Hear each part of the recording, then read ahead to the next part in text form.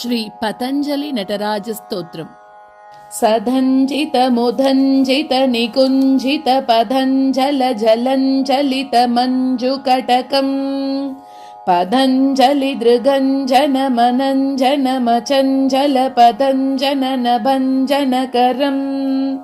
ಕದಂಬರುಚಿಮಂಬರ ವಸಂ ಪರಮಮಂಬುದ ಕದಂಬಕ ವಿಡಂಬಕಗಲಂ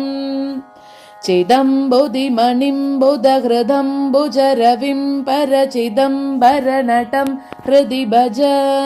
ಹರಂ ತ್ರಿಪುರಭಂಜನಮನಂತ ಕೃತ ಕಂಕಣಮಖಂಡದಯಮಂತರಹಿತಂ ವಿರಿಂಚಿ ಸುರಸಂಹತಿ ಪುರಂದರ ವಿಚಿಂತಿತ ಪದಂ ತರುಣ ಚಂದ್ರಮಕುಟಂ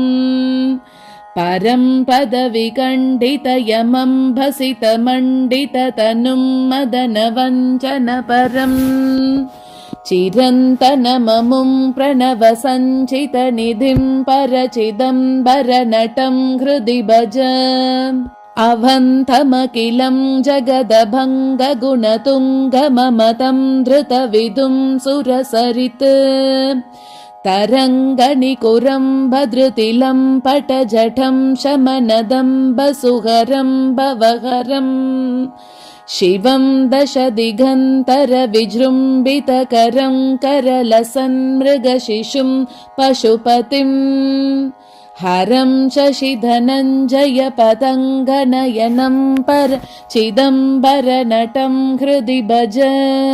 ಅನಂತ ನವರತ್ನ ವಿಲಸತ್ ಕಟಕ ಕಿಂಕಿಣಿ ಜಲಂ ಜಲ ಜಲಂ ಜಲರವಂ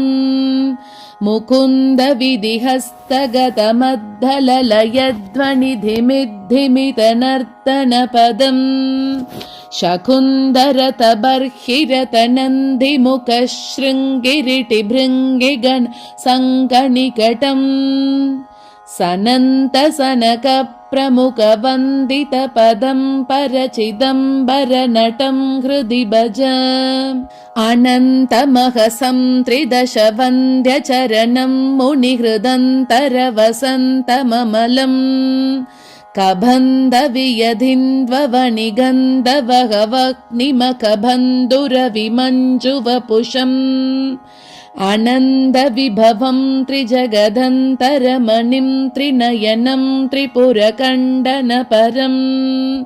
ಸನಂತ ಮುನಿವಂದಿತ ಪದಂ ಸಕರುಣಂ ಪರ ಚಿದಂಬರ ನಟಂ ಹೃದಿ ಭಜ ಅಚಿಂತ್ಯ ಮಲಿವೃಂದ ರುಚಿ ಬಂಧುರಗಲಂ ಕುರಿತ ಕುಂದನಿ ಕುರಂಬದವಲಂ ಮುಕುಂದ ಸುರವೃಂದ ಬಲಹಂತೃ ಕೃತ ವಂದನ ಲಸಂತ ಮಹಿ ಕುಂಡಲಧರಂ ಅಕಂಪಮನುಕಂಪಿತರತಿಂ ಸುಜನ ಮಂಗಲ ನಿಧಿಂ ಗಜಹರಂ ಪಶುಪತಿಂ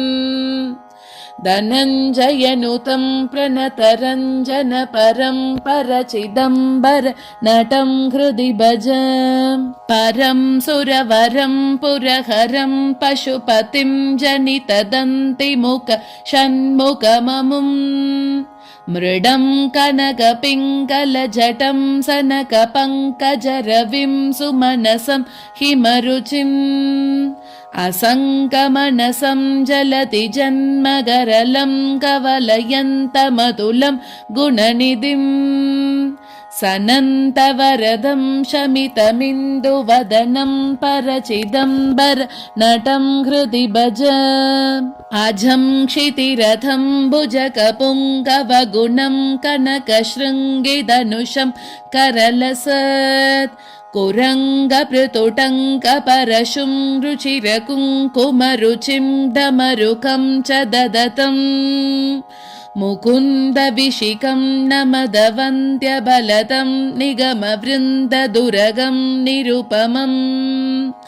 ಸಚಂಡಿಕಮಮುಂ ಜಟಿತಿ ಸಂಹೃತ ಪುರಂ ಪರ ಚಿದಂಬರ ನಟಂ ಹೃದಿ ಭಜ ಅನಂಗ ಪರಿಪಂತಿನ ಮಜಂ ಕ್ಷಿತಿ ದುರಂತರಮಲಂ ಕರುಣಯಂತಮಖಿಲಂ ಜ್ವಲಂತಮನಲಂ ದದತಮಂತಕರಿಪುಂ ಸತತಮಿಂದ್ರಮುಖ ವಂದಿತ ಪದಂ उदञ्जदरविन्दकुलबन्धुशतबिम्बरुचि संहति सुगन्धिवपुषम् पतञ्जलिनुतं प्रणवपञ्चरशुकं परचिदम्बरनटं हृदि भज इति स्तवममुम्बुजगपुङ्गवकृतं प्रतिदिनं पठति यः कृतमुखः सधः प्रभुपदद्विदयदर्शनपदं सुललितं चरणशृङ्गरहितम् सरः प्रभव सम्भव हरित्पतिहरिप्रमुख दिव्यनुत